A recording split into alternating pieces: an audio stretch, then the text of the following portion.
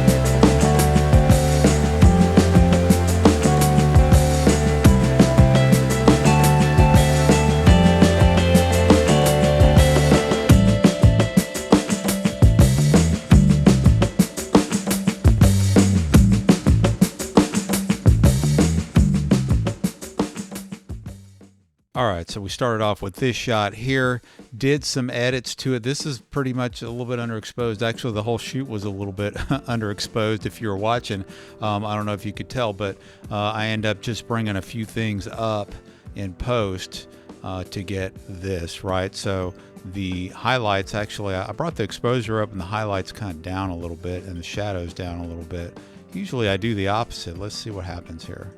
So let me just bring the highlights up.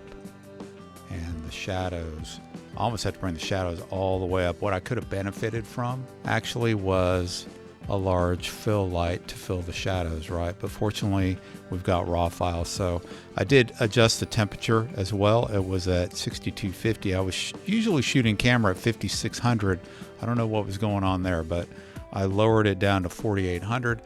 This is a pretty good start right here, but we took that original edit that I did and we brought it into Photoshop, and this is what I ended up with. So how did I do that? Well, let's go over to Photoshop. Okay, so here's a shot in Photoshop, Lightroom edit right here. So the first thing I did was I posted this on Instagram. So I click on the crop tool right here. That's this one. And the Instagram crop is 4:5. That's this one right here. And that brings it up. Make sure you click somewhere on here to activate the crop. And then you want to drag the handles just like that. And we'll bring these down here. And that's pretty good, probably about right there. She's got a good amount of headroom, maybe. That looks pretty good right there. And I'm going to do content aware fill.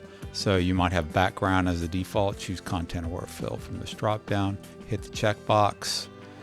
And that should fill in the sides pretty nicely, and it did a pretty nice job. Got kind of a weirdness on the shadow down here, but it's not too bad. So pretty good. Expanded that canvas real nicely. So The next thing I'm going to do, let me just do a Control J to duplicate the background layer. I'm going to do a select subject, select inverse. Do this all the time. So come over here to your quick selection tool. If you don't see it, long press somewhere over here and find it. It's going to be this one, quick selection tool. And then over here, you should see a button that says select subject. So let's do that. And it even got the chair really nicely too. So I like that because I really just want to work on the background. Now I'm going to right click on that selection and choose select inverse. So now what does that mean? She's not selected. The chair is not selected. Just the background is selected. And I'm going to come down here and I'm going to click this little semicircle down here and I'm going to choose curves, and that's going to create a curves layer. And in the curves layer, now by default it's going to have this mask. See, it created a mask for me based on that selection. Now I don't know if you can tell, but she's in black in the mask and then her surroundings are in white. So anything I do on this layer is just going to affect that selection I had, which was just the background. Okay, so make sure you click on this part right here, the curves part, so you see this up here. If you're on the mask, you won't see that up there. You want to click on the curves properties, right? And you'll see that by default you have the default preset is default, and RGB by default is set up your red, green, blue. So that's just going to raise or lower. You can see that it's only happening on the background, right? So that's what that mask is doing that I created based on that selection. Anything I do here only affects the background, right? So I'm going to set this back to about where it was, just right there. And really what all I need to do here is bring this RGB drop down, and I'm going to choose blue. And then I'm just going to come down here and grab the blue line and just start bringing it up. You see that? How it just gave me that blue background? Pretty cool. And I really just want it to be subtle. Now you can mix colors too, like maybe I want some red. Maybe I want to give it more of a purple background. You could do that too, right? So that's pretty good right there.